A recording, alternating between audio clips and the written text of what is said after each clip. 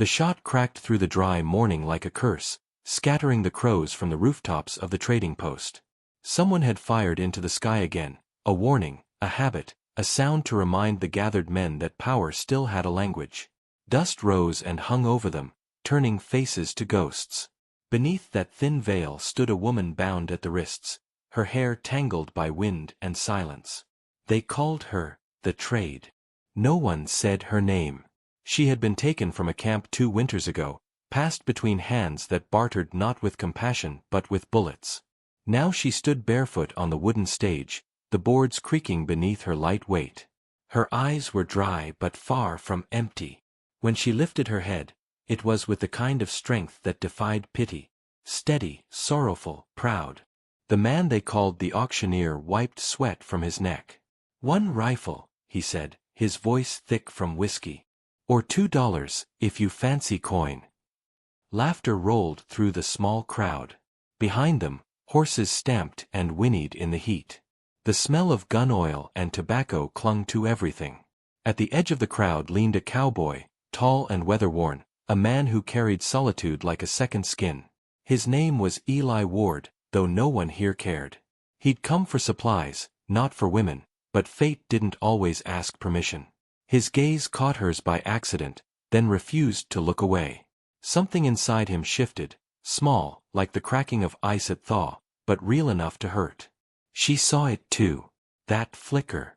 That almost kindness. Her pulse quickened beneath the rope around her wrists. He was not like the others, less eager, more haunted. The auctioneer thumped his ledger. "No takers? She can cook, so, whatever you need." His tone was business, his eyes bored. "Trade closes at noon. After that, she's gone for a rifle down south." A ripple of murmurs, some crude, some dismissive. No one stepped forward. The woman's throat tightened, but her voice, when it came, was soft as wind brushing sand. "They'll trade me for a rifle at dawn," she said, half to herself. The words barely reached him. "But buy me instead, and I'll warm your heart." The crowd stilled. Even the wind seemed to listen. The auctioneer blinked, confused whether to laugh or demand silence. Eli straightened slowly, the sun catching the dust on his shoulders. He reached into his pocket. Silver coins clinked, a sound that cut through the stillness like rain after drought. "1.5, he said. His voice held neither pride nor pity. Just quiet certainty. The auctioneer frowned.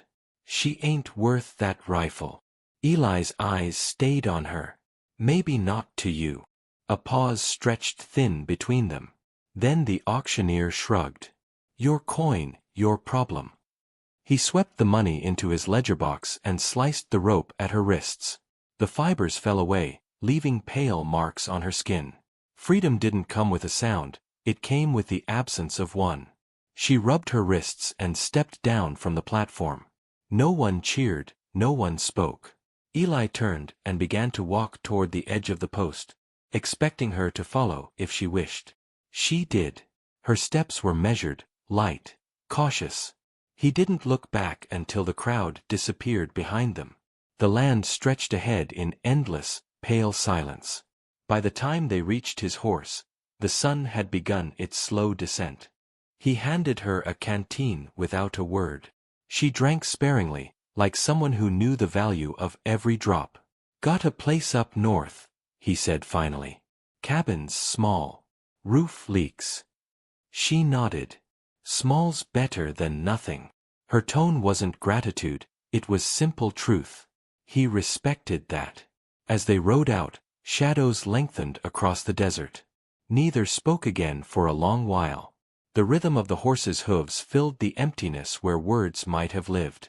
He wondered why he'd done it. Perhaps guilt, perhaps mercy.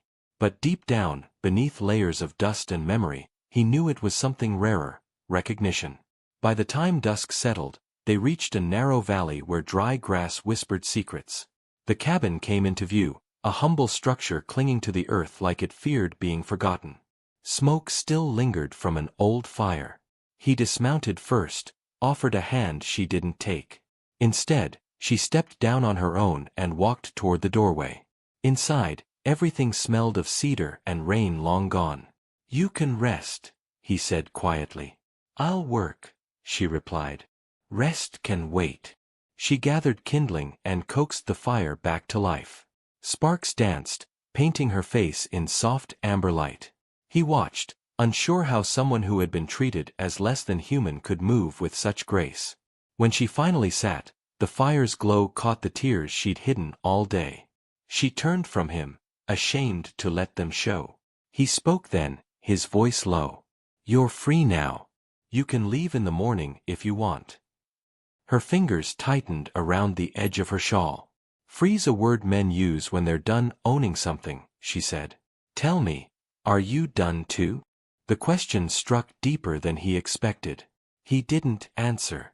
The fire cracked, sending a thin line of smoke curling toward the rafters. Outside, the wind began again, low, unbroken, almost human in its sorrow. He looked at her then, really looked, and for the first time since the gunshot that morning, something inside him began to thaw. But in that quiet between them, far off across the desert, came another sound, faint, metallic, deliberate. The echo of a cocked rifle. And suddenly, dawn felt closer than either of them had hoped. The rifle fired before dawn. The sound tore through the stillness, rattling the shutters of the small cabin. Eli was on his feet before the echo faded, the woman already at the window, her breath visible in the cold air. Outside, the horizon glowed faintly, and for a moment it seemed as if the whole desert had exhaled. A single bullet hole smoked in the doorframe. Whoever had fired had meant to warn, not kill. But warnings out here were promises waiting to be kept. Eli stepped to the door, unholstered his gun, and scanned the ridge beyond the canyon. No figures, only the red wash of morning climbing the rocks. "They followed us," she whispered. Her voice was calm, too calm, like someone who had already lived through worse. "They want the rifle back." Eli turned to her. "They can have it. I never cared for steel that kills from far away." She shook her head. "They don't want the rifle. They want me." The truth landed between them like a wound reopening. He saw the flicker of fear behind her composure and felt an ache he couldn't name. The trade he'd made had not freed her, it had merely delayed her sentence. He packed a saddlebag in silence. Dried meat. A small knife. Water. She watched him, unsure whether to thank him or run. When he spoke again, his tone carried both decision and apology. "We'll ride north, through the canyon. It's narrow. Hard to follow. And if they do, then they'll find out I don't trade what I care for." The words hung there, heavier than gunmetal. She didn't ask what he meant. She simply nodded, took the rope from her wrists, still looped around her belt as if she feared losing it, and tied it around the supplies. They rode as the sun climbed higher. The wind bit through their clothes, carrying whispers of the men who had once bartered lives like tobacco leaves. The trail narrowed, forcing them close. She could hear his breathing, steady and restrained, like the rhythm of someone who had spent years talking only to himself. Around midday they stopped beside a dry creek. She knelt to trace a symbol in the sand, a circle with a single line through it. He watched, curious. "It means safe crossing," she said quietly. "My people used to mark the trails this way." He crouched beside her, his shadow folding over hers. "And this one? Will it keep us safe?" She smiled faintly, though her eyes stayed on the sand. "It might, if the earth remembers kindness." For a brief, fragile moment, they shared the silence of understanding, two souls bound by the strange mercy of survival. Then came the hoofbeats. Distant, deliberate. Eli's hand went to his revolver. "Keep low." The riders appeared along the ridge, two men from the post, their silhouettes sharp against the light. One carried the same rifle that had been promised in trade. The other raised a hand, signaling no rush. They knew she was cornered. Eli stepped forward. "It's over. She's not for sale." The older rider laughed. "Everything's for sale, Ward. You paid coin for her once. Why not make it even?" The woman stepped beside Eli, her shoulders straight. "You traded steel for hearts once," she said to them, her voice steady, "and forgot which was worth keeping." The younger man spat in the dust. "Move aside, woman." Eli fired before the insult finished leaving his mouth. The shot cracked, the echo swallowed by rock. One rider fell from his horse, the other bolted, cursing. The sound of hoofbeats faded into the valley. When the silence returned, it wasn't peace, it was exhaustion. She stared at the man on the ground, the blood blooming through his coat. Then she turned away, gripping her shawl as if to keep her soul from spilling out. Eli reloaded slowly, the smell of gunpowder hanging heavy. "You shouldn't have seen that." "I've seen worse," she murmured. "What I haven't seen is someone choosing me over fear." He looked at her then, really saw her. Not as a burden, not as something saved, but as someone who had saved him in ways he'd never understand. They buried the dead rider under stones before sunset. No words, just the wind's hymn and the slow rhythm of their breathing.